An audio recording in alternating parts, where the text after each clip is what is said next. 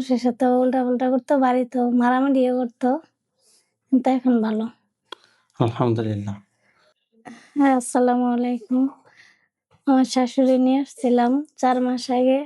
আপনাদের চিকিৎসায় মোটামুটি সম্পূর্ণ ভালোই হইছে।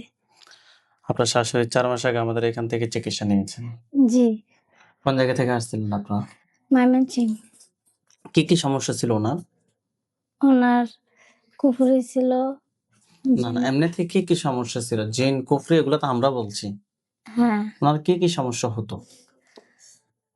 হ্যাঁ, উল্টাপাল্টা করতো, ঝগড়া করতো।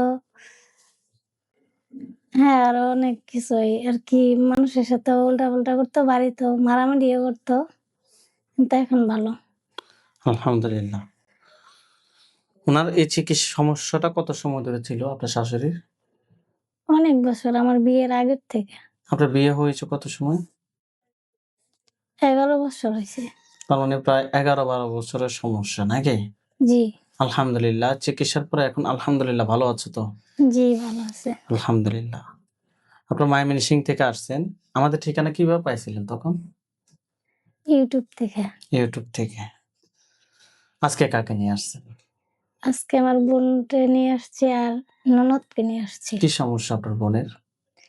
জিনের সমস্যা। জিনে ধরছে। জিন কি সরাসরি বডিতে আসেও না? হ্যাঁ, বডিতে আসে।